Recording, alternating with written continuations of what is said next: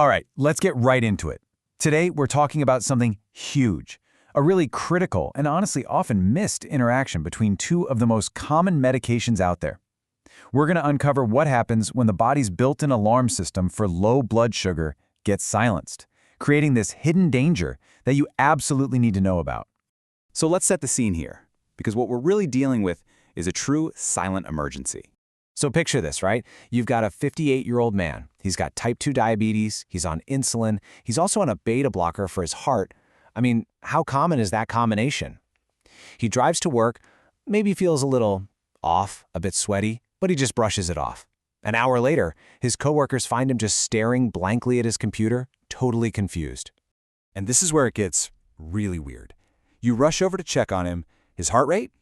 It's completely normal, not racing at all. But his skin, it's clammy. He's definitely sweating. The classic textbook warning signs just aren't there, but something is obviously, seriously wrong. So what on earth is going on here? That's the puzzle we're going to solve. To figure that out, we have to start with the basics.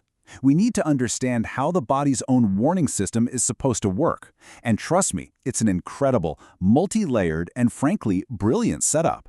So the second your blood sugar dips below that key level, we're talking about 70 milligrams per deciliter, this amazing chain reaction just kicks into high gear. Tiny sensors in your brain literally detect the drop and hit the panic button. This fires up the body's emergency response system, which unleashes a flood of adrenaline and glucagon.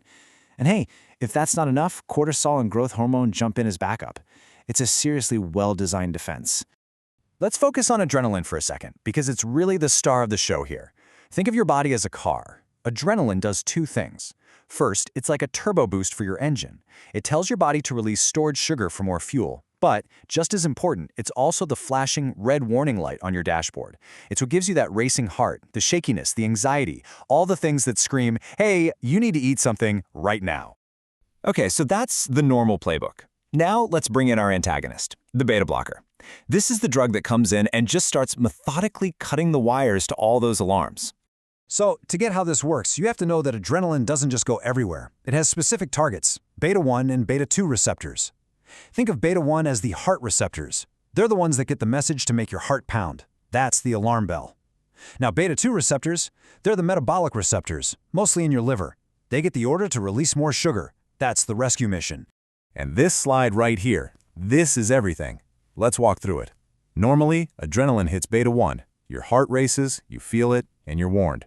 It hits beta-2, sugar gets released, and you're rescued. Simple. But now, put a non-selective beta blocker into the mix. Suddenly, both paths are blocked. No racing heart means no warning, and inhibited sugar release means no rescue. The analogy is perfect. It's like putting duct tape over your car's warning light and crimping the fuel line at the exact same time. The result?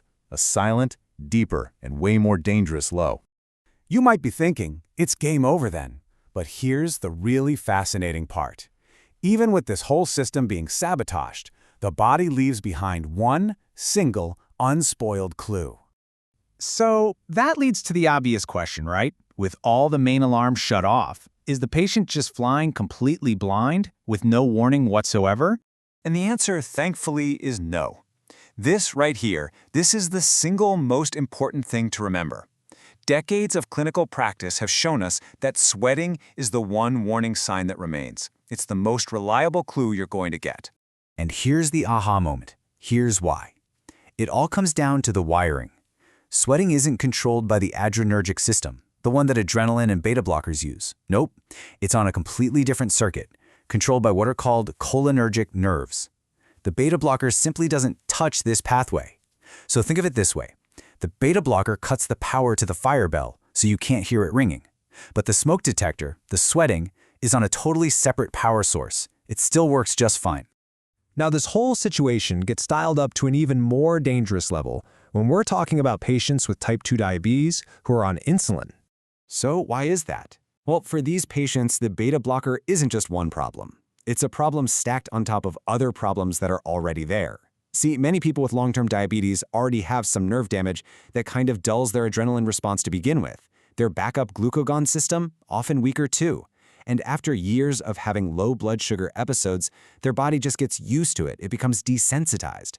So you're taking an alarm system that's already faulty, and then you cut the main wires. It is, quite literally, a perfect storm. Okay, let's bring this all home. It's time to finally solve the mystery of our guy at the desk and boil this all down to the most critical, must-know takeaways. When you walk away from this, there are really just 3 clinical pearls that you absolutely have to burn into your memory.